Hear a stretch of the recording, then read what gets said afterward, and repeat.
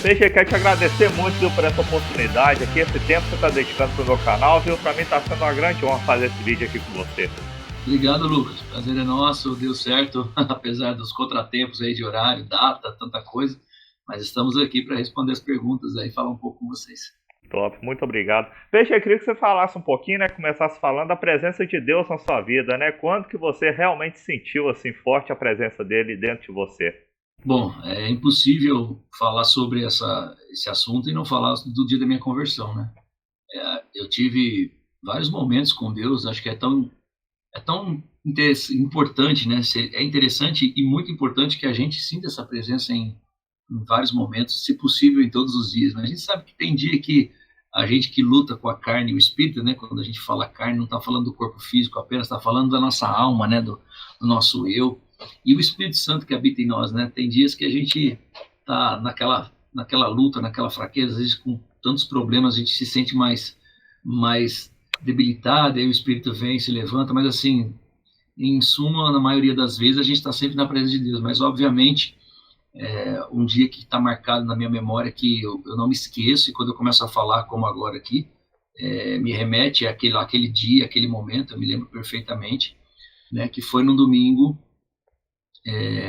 eu indo para a igreja com a minha prima já era da igreja, eles eram pastores na igreja Renascer, que na época tinha um movimento muito forte com os jovens, mas foi num culto de domingo, de ceia, e o pastor pregando e falando na hora da chamada, né, se alguém queria conhecer Jesus, cara, meu corpo tremia, eu comecei a chorar, e eu não sabia o que estava acontecendo, e ali naquele momento eu senti uma presença de Deus tão forte, hoje eu sei explicar isso, mas naquele momento era algo assim que eu nunca tinha sentido, né, já tinha ido na igreja, já fazia parte de igreja, mas não protestante, né, era um outro tipo de religião, e quando eu entendi quem era Jesus naquele momento, cara, eu fiquei assim, realmente paralisado. Então, ali eu conheci a presença do Espírito Santo, a presença do Senhor na minha vida, entreguei minha vida para Jesus, tanto é que na segunda-feira eu falo isso, né, eu sempre conto que o meu testemunho, eu conheci Jesus numa segunda-feira, que é dia 8 de fevereiro de 93. Mas, na verdade, o primeiro encontro real que eu tive com Jesus foi um dia antes do domingo, que eu fui na igreja com a minha prima. E, assim, eu sempre falei que eu odiava a igreja, só que eu estava com eles ali, eu morava com eles. Então, eles me fizeram o convite, aquele negócio, e para você não se sentir, não ofender, a gente vem muito desse negócio de família, aquele negócio, poxa, o primo fez um pedido, tô morando com eles, mas eu não queria ir para a igreja, porque eu não gostava de igreja, eu tinha raiva de crente, um monte de coisa, que não vem ao caso que agora, muitas situações. Eu acabei indo por ir, realmente. E tava ali ouvindo a mensagem e tal, como se, tipo, sabe aquele negócio? Não tô sentindo nada, não tá acontecendo nada, é isso mesmo, vim aqui, pus uma roupinha mais ou menos e vambora. Na hora do apelo, cara, eu senti um poder de Deus tão grande, foi uma coisa que eu não consegui esconder. Sabe quando você sente segurar, tipo assim, não quero chorar, ou não quero sentir isso, e aí o Espírito Santo começa a te inundar. E aí na segunda-feira, no dia seguinte, que era um evento de evangelismo, meu primo me convidou para ir, mas ele não falou que era para a igreja, porque eu não queria ir de novo para a igreja, entendeu? Tipo assim, senti aquilo lá, mas... E aí ele me convidou para ir num show, que até eu sempre gostei muito de música, eu sempre contei isso nos meus testemunhos, eu conto isso, e aí eu fui, quando cheguei era a igreja, eu falei, pô, mas é a igreja, né, você me trouxe aqui e tal, como eu já tinha ido, eu conhecia, só que eu cheguei e falei, beleza, vai, meu primo me chamou, aquela história toda, vamos ouvir música, e na hora do apelo, cara, é um evento de evangelismo diferente de um culto de domingo, mas a mensagem foi exatamente na mesma proporção, assim, sabe? São mensagens diferentes, mas quando chegou o apelo, e lá naquele dia, na segunda-feira mesmo, no dia 8, ali eu pude experimentar o mover de Deus, sabe? Eu fui na frente, aceitei Jesus, eu tomei um passo, tomei uma decisão, aquilo foi muito importante. Então, assim, o mover de Deus na minha vida, acho que de tantos que eu já vivi, eu fico grato por isso, mas, assim, o dia da minha conversão é algo que me marca e vai me marcar para sempre, né? Com certeza. A relação de sucesso e fé sem artista cristão, né? Você sente que um interfere no outro? O sucesso já mudou a sua fé ao longo da sua carreira, alguma coisa? Ou a sua fé já mudou, né? O jeito como você lida com o sucesso? Cara, eu acho que a fé mudou o jeito que eu lido com o sucesso, porque como eu não vim de um berço bem sucedido, né? Tive uma família muito disfuncional, desestruturada, meu pai muito problema com bebida, então assim, e quando eu falo isso parece que algumas pessoas podem pensar, poxa, então ele não gostava do pai dele, não, pelo contrário, eu amava meu pai, sinto uma saudade dele, porque em vários momentos da nossa vida Ele era um pai maravilhoso, só que teve uma época em que ele começou a se envolver demais com a bebida, com o jogo. A gente morava numa cidade pequena do interior de São Paulo também, então isso tudo proporciona. Então, assim, eu vim de uma família muito desequilibrada. Então, eu nunca soube o que era sucesso, essas coisas. A gente sempre tentava. Eu gosto de música desde os meus 3 anos de idade, né? Eu, com 9 para 10 anos, não, 10 para 11 anos, montei minha primeira banda de garagem com os meus amigos. A gente mesmo, eu já trabalhava, meus amigos também. A gente compramos uma bateria de um cara que era baterista de uma banda de baile na época, e a gente não conseguiu pagar a bateria, ficamos 2 meses com a bateria, devolvemos, mas foi nesse momento que meu irmão, por exemplo, aprendeu bateria. Meu irmão é baterista, né, já gravou comigo, é um músico profissional, e a gente, então assim, eu sempre tive em meio disso, eu sempre quis estar na música, né, mas quando eu conheci Jesus, cara, como eu falei, em fevereiro de 93, eu já estava enveredado nesse sentido de querer trabalhar com a música, viver da música. Estava trabalhando numa loja de música, de CD, venda de CD, que nos anos 90 isso era um estouro, né? Loja de CD era uma coisa assim grandiosa. Meu primo tem essa loja até hoje, mas na época era muito forte. Eu vim trabalhar com ele como vendedor, mas na área da música. E, cara, quando eu conheci Jesus, a minha ideia não era ser um cantor famoso de música gospel. Eu nem pensava, nem passava pela minha cabeça, entendeu? Eu estava vivendo a minha vida, eu queria viver aquilo ali e ser bem sucedido e tentar melhorar a minha vida. Eu não tinha um foco assim, eu vou ser um cantor conhecido. Não é, eu nunca tive isso. Não quer dizer que eu não tinha objetivos. Tinha, mas sabe, eu não era assim, eu sei que eu vou ser um cara famoso, conhecido. Nunca passou pela minha cabeça. Então, quando as coisas começaram a acontecer, eu comecei a minha banda na igreja, que foi a Corsário, aí foi surgindo, aí o G3 me fez o convite, eu entrei no G3 em 97, aí tudo aconteceu, aquilo tudo, foi uma loucura, e aí depois eu comecei a carreira solo, que também foi algo que solidificou, né, 2008, 2009, com o terceiro CD, e aí a gente veio, só que assim, eu nunca, quem me acompanha, quem anda comigo, e quem acompanha a carreira, vê isso, tipo, eu não tenho pudor nesse negócio, tipo, eu sou um cara conhecido, famoso e tal. Cara, a minha preocupação é a minha fé, é a minha vida com Cristo. Então, eu acredito que esse meu perfil de entender quem eu sou em Cristo me blindou, de certa forma, de não deixar o sucesso subir a cabeça, sabe? No sentido assim, eu sou mais importante como cantor do que como servo de Deus, sabe? E eu sei que servir ao Senhor ainda e sempre será o mais importante. Então, acho que essa pergunta é pertinente, é bem interessante num ponto de vista onde muitas pessoas hoje fazem as coisas para Jesus, mas sem perceberem, elas estão já se moldando ao sucesso antes de se moldarem ao serviço a Deus, entende? Então, eu sou muito grato porque a minha caminhada anterior ao sucesso me solidificou para que eu não chegasse nesse ponto. Então, eu nunca tive, graças a Deus. Tive momentos de altos e baixos, assim, às vezes alguma coisa que você procura fazer, você fala, poxa, eu acho que eu tô, sabe assim, eu tô exagerando, mas eu não digo no sentido de exagerar, de tipo assim, de ser rockstar, ou não é isso, é tipo, às vezes querer conquistar alguma coisa e falar assim, não, vou lutar mais disso, falar assim, não, eu te chamei aqui, segura aqui, espera um pouco, calma. E esse propósito de ouvir a Deus é importante nisso, sabe? Então, para mim, a fé sempre veio antes e ela nunca me atrapalhou no meu sucesso. E, respondendo também a pergunta, o sucesso nunca foi mais importante, ele não me atrapalhou na minha fé até este exato momento, e assim eu espero, né?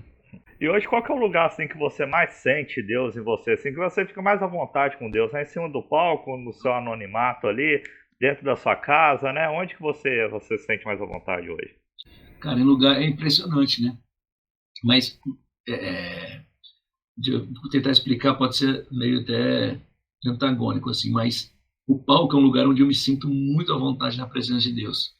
É como se eu me sentisse sozinho. Por isso que eu falei que é antagônico, porque a gente normalmente está com pessoas em volta, a banda, a começar, e normalmente pessoas, né, assistindo o evento. Mas eu nunca subi no palco pensando em agradar as pessoas, cara.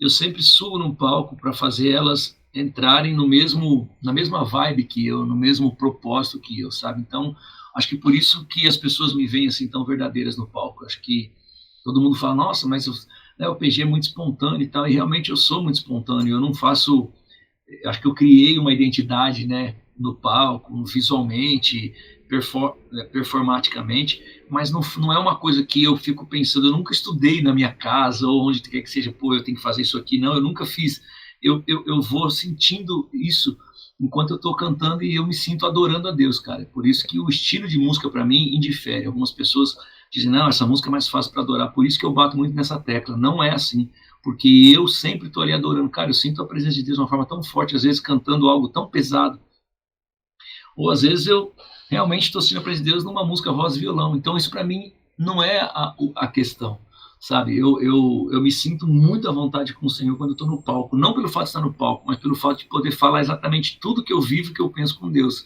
E isso também se reflete no anonimato. Resumindo a história, é assim, eu gosto muito de estar com o Senhor no anonimato. Tipo assim, por exemplo, você está vendo, eu estou no meu estúdio aqui. Aqui é um canto que eu tenho reservado, que normalmente eu trabalho aqui, é fechado, a porta é lacrada ali e tal, eu estou aqui compondo, gravando, aquele negócio.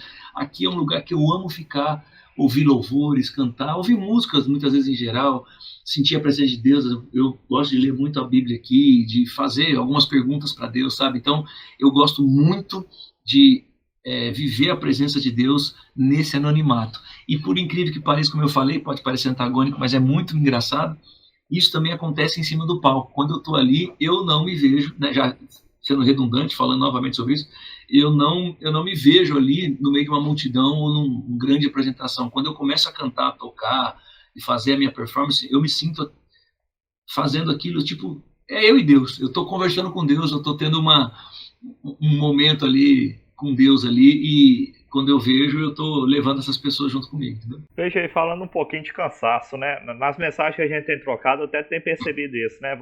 A vida de artista é muito corrida. Hoje você está aqui, amanhã você está tendo que viajar já para um lugar longe também, né? Como que é esse cansaço assim com o público? O público entende quando um artista cristão cansa? A própria igreja, né? Ela entende também quando vem esse esgotamento em você, essas coisas?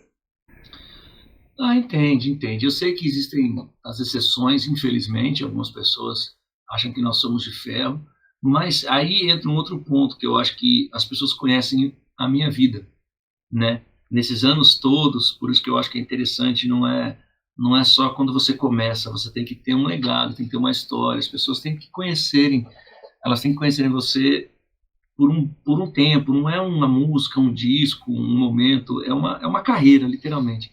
Então, quando a gente vai para um lugar e as pessoas veem que às vezes a gente está se doando ao máximo, mas esse máximo ainda não é aquele 100% que elas já viram, talvez, em outros lugares, mas aí é que está a situação, a pessoa está vendo que você está literalmente se desgastando, se desdobrando para fazer como se fosse o seu último dia. Então, aquilo recompensa o público, muitas vezes a própria igreja, então as pessoas não, comigo pelo menos, não tem aquela cobrança assim, poxa, o PG hoje não foi tão legal. Talvez ele saiba que não foi tão legal perto de um outro evento que ele viu, falou, poxa, naquele lá parecia que o negócio estava mais poderoso no sentido de som, de voz, de performance, mas ele fala, poxa, o cara está 3 dias sem dormir, e ele veio aqui e fez isso desse jeito, então isso aqui é tão 100% quanto aquele 100% que ele estava no dia bom, entendeu? A gente não, graças a Deus, assim, não me lembro aqui agora, eu falo desses tempos para cá, né? Quando você está no começo de tudo, você sempre é cobrado, né? Quando você está no início, porque eu falei, você é cobrado. Às vezes você está fazendo, a pessoa, mas por quê? Porque a pessoa vê você no início, acha que você tem gás o tempo todo, mas você também cansa, né? Mas você está tendo que provar, digamos assim. Hoje que a gente tem uma história mais consolidada, depende muito do que a gente faz no dia a dia, e eu tenho isso sem falsa modéstia, acho que eu tenho crédito em relação a isso, com a minha vida cristã em cima do palco e fora dele. Então, eu não tenho esse problema hoje, sabe? Às vezes eu subo, eu tenho esse problema comigo, às vezes, de subir e saber que eu não estou 100%, e eu tenho que controlar minha mente, acalmar meu coração e falar, bom, é o que você tem hoje, é o que você é hoje. Se Deus chamou para isso aqui hoje, joga o seu 100%. Talvez o seu 100% hoje para você vai ser 60%, 70%, mas o que você vai entregar vai ser o seu 100% de hoje, que vai realizar aquilo que o propósito que você foi chamado. Eu vi você falando no podcast, se não me engano, do Alabama, né? Você falou essa questão de sucesso, meio que a pessoa hoje ela tem que pagar, né, para aparecer, para ser famosa. Uhum. Você foi até muito sincero em relação a isso. Você acha que isso faz perder um pouco a questão de técnica no meio musical, assim, né? E também até no meio cristão, se isso existe, né? Você acha que perde um pouco a essência também na música? A técnica, quando você fala, a gente está falando de talvez ser uma pessoa Um mais. artista sem talento, um artista sem talento Uhum. aparece muito mais do que um que tem talento, né, que fica no anonimato. Eu não sei se seria bem isso. Assim, a minha posição, até essa semana eu fiz um vídeo no meu Instagram falando sobre a IA, sobre inteligência artificial, e 90%, acho que até mais, 95% das pessoas entenderam o meu propósito. Né? Eu não tenho problema com IA. Eu acho que a IA veio para ajudar naquilo que às vezes a gente perde um tempo desnecessário. Por exemplo, eu tenho um estúdio, eu preciso produzir a música de alguém. Ao invés de eu tocar todos os instrumentos e colocar uma guia de voz para mandar para a pessoa, a ideia que eu tenho, eu posso criar isso no IA em 5 minutos. Sim. Eu vou mandar uma ideia para a pessoa. Eu não vou mandar uma música. Aí a pessoa vai falar assim, ó, isso aqui é a ideia que eu tenho de guitarra, de baixo. Aí a pessoa, não, isso aqui legal, a corta aqui tal. Aí eu vou pro estúdio e vou começar a gravar os instrumentos com cada músico da sua área, ou às vezes eu mesmo gravo, se eu posso gravar a guitarra, que eu falei, porque a gente no estúdio tem que meio que tocar um pouco de tudo, mas não gravando, né? A gente faz aquele negócio, tipo, porque eu não sou pianista, não sei nem tocar teclado, piano, mas a gente põe a mão aqui, fica, então às vezes demora meia hora para fazer uma ideia que a IA pode fazer em 2 minutos, entendeu? Só que eu passei a ideia que eu quero, aí eu vou falar, ó, a ideia é essa aqui, agora eu quero que o músico, e quando o músico vai tocar, por mais que ele vai executar uma coisa que eu tive uma ideia, que seria eu gravando ou a IA fazendo de forma correta, né, digamos, matematicamente perfeita, porque ela vai tocar como se fosse um músico, na hora que o músico vai tocar, tem a identidade dele, tem a alma dele, entendeu? Tem a impressão digital dele. Isso muda tudo, porque ele pode estar tocando, às vezes, uma ideia que ele dá de acorde, de uma inversão de harmonia, alguma coisa, já mudou alguma coisa. Então, e privilegia a arte, entendeu? Porque a música humana, por mais que ela fique muito bem feita, ela não é perfeita porque é feita por humanos, e isso que é legal. A música é legal por causa disso. Muitas músicas se tornaram icônicas por causa de erros que foram feitas na hora de tocar ou de cantar alguma coisa e ficaram icônicas, entendeu? E ficaram assim, pô, então, mas não era para ser desse jeito, por exemplo, entendeu? Então, a minha questão, falando do negócio do IA, mas falando sobre a sua pergunta, eu só falei do IA por isso, por quê? Porque hoje tudo está muito prático, muito fácil, entendeu? Você chega e você tem algo pasteurizado, colocado na sua mão ali, mas aquilo não é bom. Por quê? Porque você não está fazendo, porque não existe arte, não existe mais músico. Entra essa parte que você me perguntou que eu estou falando. Muitas vezes não tem nem músico mais fazendo as coisas que estão estouradas no mercado. E aí a gente começa a ficar preguiçoso, porque a gente vive uma fase hoje também das pessoas quererem ser perfeitas. Porque você está, né, comentando. Às vezes a pessoa pode ser muito boa no YouTube, que é o que a gente mais vê hoje, pessoas jovens tocando maravilhosamente bem bateria, guitarra, baixo, cantando. Aí você vai ver, a pessoa gravou aquilo 50 vezes, literalmente, pegou pedaço por pedaço, editou de uma forma, fez uma mixagem, edição de uma forma assim absurda e colocou como se ele fosse aquilo. Aí quando você vai ver ao vivo, a pessoa não executa aquilo. Sim. Não é de verdade, entendeu? E a pessoa muitas vezes tem medo. Putz, eu errei uma frase. Eu acho que a gente tem que entender uma coisa. Respondendo o final da pergunta, as pessoas têm que entender a parar de ter medo de errar, porque o erro nosso na arte faz parte, sabe? Mostra a nossa humanidade, mostra a nossa essência de querer fazer o melhor, no sentido de se esforçar ao máximo. Às vezes aquela nota que você sabe que você consegue, mas ao vivo, naquele dia você não tá bem, aí você vai correr, sabe? É tipo, a pessoa vê a tua entrega, a tua verdade. Eu acho que isso que tá faltando na música. A música ficou muito matemática. Apesar da música ter a matemática, porque se você parar para pensar, no final das contas é cálculo, né? Já começar pela 432 Hz, tal, 440. Mas assim, no final das contas, essa matemática ela é feita para que nós possamos executar algo de forma humana. Então hoje a gente vê muita gente na arte fazendo coisa que não é pela arte mais, não é pela música, não é pelo videoclipe, entendeu? Sim. Não é é igual você ver um quadro que nem hoje, vai. você coloca, a gente vê umas imagens hoje, assim, perfeitas, né, de IA. Cara, olha que imagem muito louca, um 3D, um negócio animal. Só que, cara, aí você fala assim, não, imagina que isso fosse Monet ou Picasso. Cara, a mão do cara, a ideia do cara, o dia do cara, quantos anos o cara demorou para pintar um quadro, aí vem alguém, vai lá e faz em 3 minutos com um robô. Entendeu? Aquilo não é arte. Pode ser muito bem feito na hora de você ver, mas aquilo também cansa, porque quando você tem uma perfeição é, exata para tudo, chega uma hora que você cansa daquilo, fica monótono, entendeu? A vida é feita de altos e baixos. Então é isso que eu tento explicar para a galera. E saber que, às vezes, a galera gasta uma grana, que é o que acontece muito hoje, num produto que às vezes não tem arte. Então, hoje, muita gente está estourada, mas não porque tem qualidade, é porque tem dinheiro, tem muito empresário. É igual, ó, não vou fugir um pouco do assunto, mas falando uma mesma coisa. É igual jogador de futebol hoje. Antigamente, jogador de futebol era difícil ter perna de pau. Eu falo isso porque eu joguei futebol, eu gosto, eu amo futebol, eu acompanho tudo e tal. Eu vim de uma época em que eu joguei nas categorias de base, até os meus 16 anos eu joguei bola, dos 10 aos 16. Então, assim, eu via que na nossa época, quando o cara começava a jogar e se destacava nos times, ele era bom.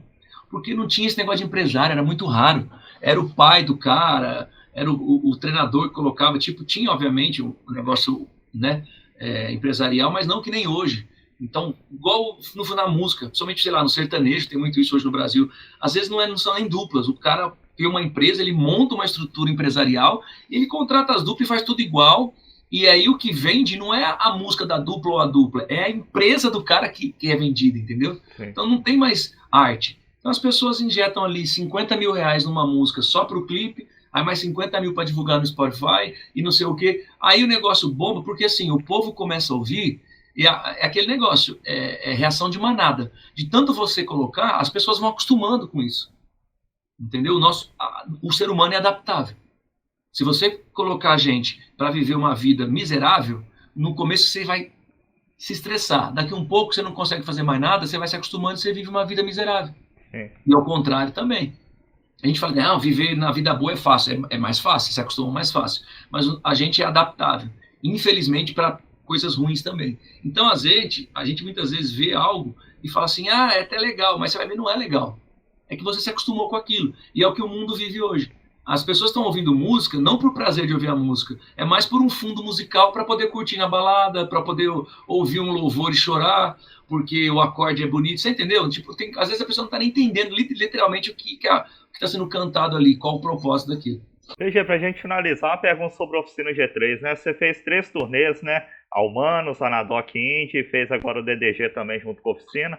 Você, depois de ter sua carreira solo, né? Você ficou meio receoso, assim, de aceitar esses convites e voltar a ter aquele rótulo do Oficina colado em você como artista? Rapaz, tive, mas não pelo lado pejorativo.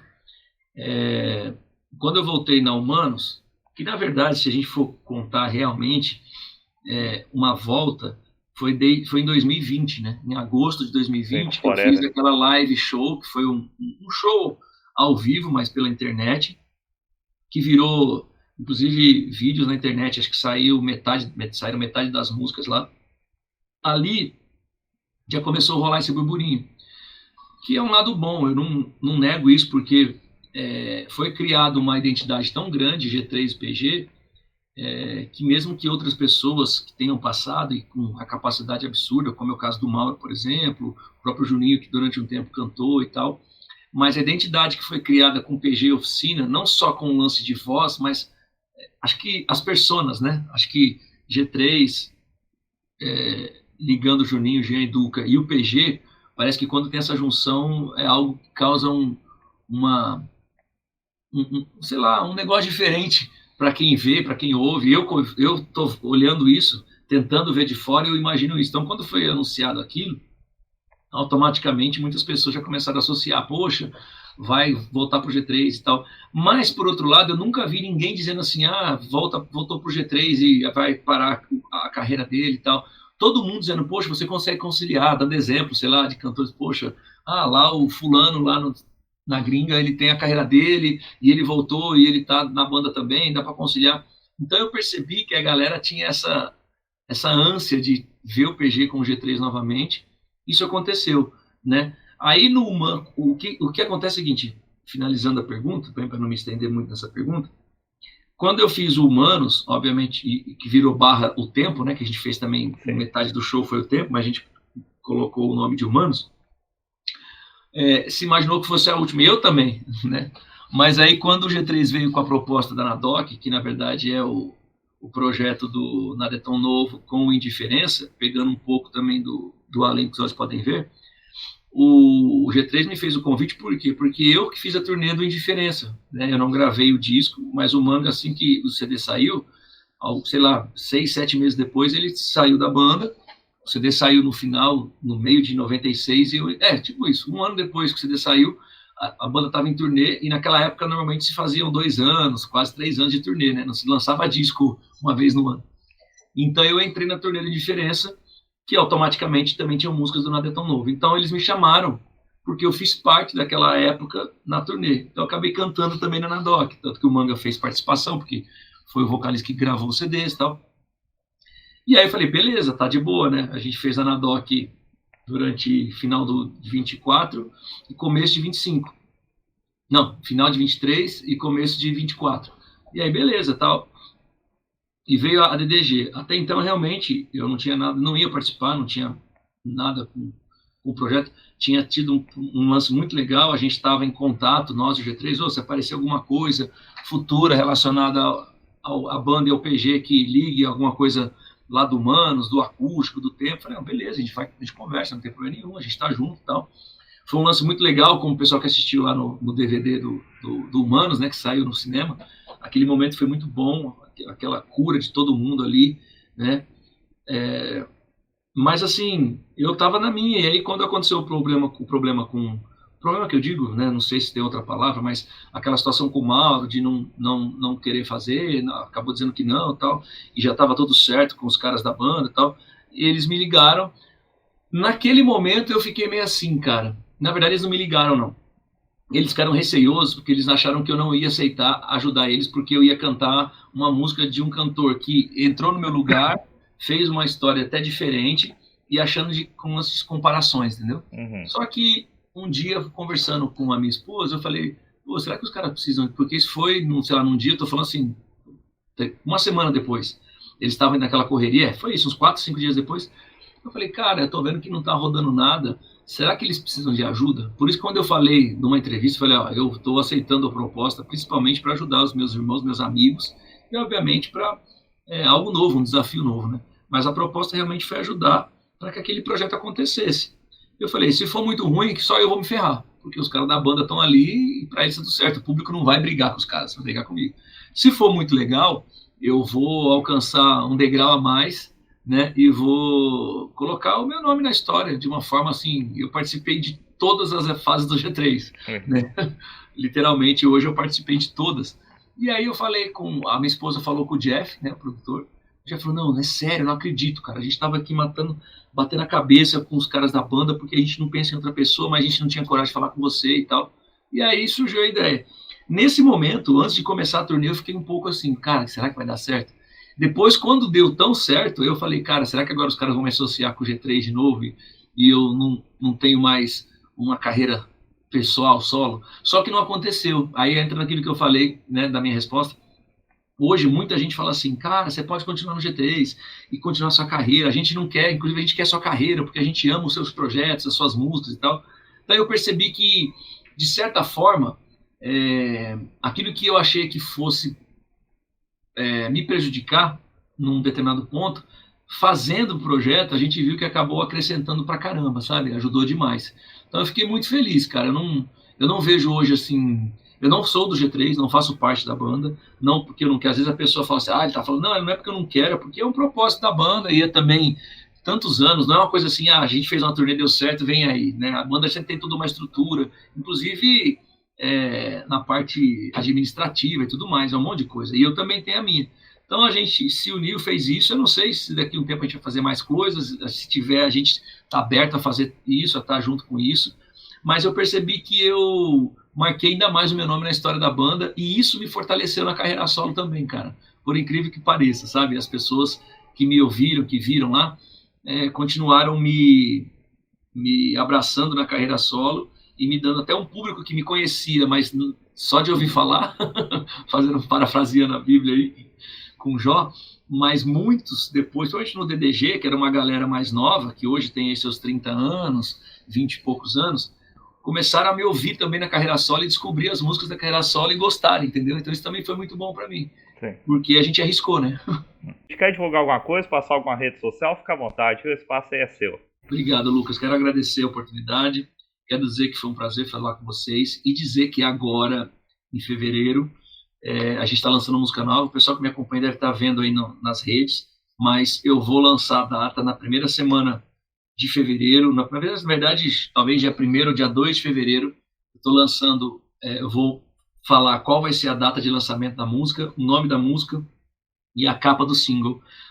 Preparem-se, porque hoje, inclusive, eu estou indo para o estúdio, onde vai ser mixada a música. Eu estou indo lá mixar a música.